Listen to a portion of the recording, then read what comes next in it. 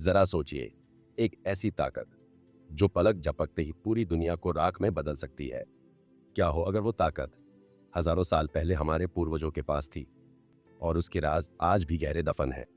हम बात कर रहे हैं हिंदू धर्म के उन दिव्य शस्त्रों की, अस्त्रों की, जिनकी कहानियां सुनकर आज भी रोंगटे खड़े हो जाते हैं। ये सिर्फ हथियार नहीं थे दोस्तों, ये थे देवताओं के दिए गए वरदान, मंत्रों से सक्रिय होने वाली ब्रह्मांडीय ऊर्जा के पुंज। लेकिन इन्हें पाना, इन्हें इस्तेमाल करना, क्या ये इतना आसान था या इसके पीछे छिपे थे कुछ भयावह रहस्य? आज हम उस वर्जित शक्ति की परतों को खोलेंगे, उन गहरे राजों को जानेंगे जिन्हें सदियों से छुपाया गया है।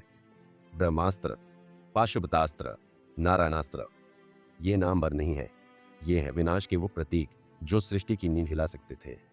पर क्या आपने कभी सोचा है कि ये अस्त्र किन परिस्थितियों में इस्तेमाल होते थे? इनकी कीमत क्या थी? क्योंकि इनका प्रयोग सिर्फ शत्रुओं का नाश नहीं करता था, बल्कि कभी कभी पूरी धरती, पूरे ब्रह्मांड को भी खतरे में डाल देता था। इतिहासकार और पौराणिक विशेषज्ञ मानते हैं कि ये केवल कहानियां नहीं, बल्कि प्राचीन विज्ञान और आध्यात्मिकता का एक दुर्लभ संगम थी। सबसे पहले बात करते हैं ब्रह्मास्त्र की। ये सिर्फ ब्रह्मा जी का नाम नहीं, बल्कि उनके द्वारा बनाया गया सृष्टि का अंतिम शस्त्र था।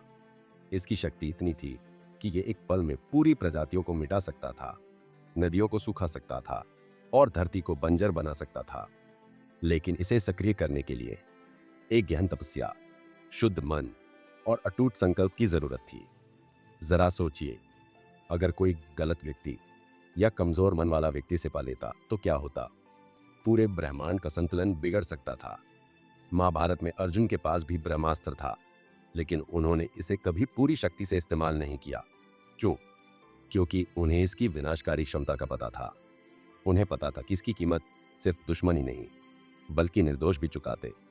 फिर आता है पाशुपतास्त्र, भगवान शिव का वो भयानक शस्त्र जिसे खुद शिव ने बहुत कम इस्तेमाल किया। इसकी एक मार पूरी सेना को भस्म कर सकती थी और इसके प्रकोप से कोई भी जीव बच नहीं पाता था। सोचिए, देवताओं को भी इन अस्त्रों का प्रयोग करते समय कितना सोचना पड़ता था। क्या ये सिर्फ युद्ध जीतने के लिए थे, या इनके पीछे एक गहरा नैतिक पाठ था कि शक्ति जितनी बड़ी हो, उसकी जिम्मेदारी भी उतनी ही विशाल होती है। इन अस्त्रों को पाने के लिए सिर्फ देवताओं को प्रसन्न करना काफी नहीं था। इनके अपने कठोर नियम, अपनी गोपनीय साधनाएं होती थीं। इन्हें चलाने वाले को आत्मसंयम, अनुशासन और एक अद्वितीय एकाग्रता का धनी होना पड़ता था। शायद इसीलिए इनके असली उपयोग और उनसे जुड़े राज धीरे धीरे समय के साथ खो गए या छुपा दिए गए। क्या ये सिर्फ पौराणिक कथाएं हैं, या हमारे पूर्वजों ने हमें एक चेतावनी दी थी, उस विनाशकारी शक्ति के बारे में जिसे हमें दूर रहना चाहिए?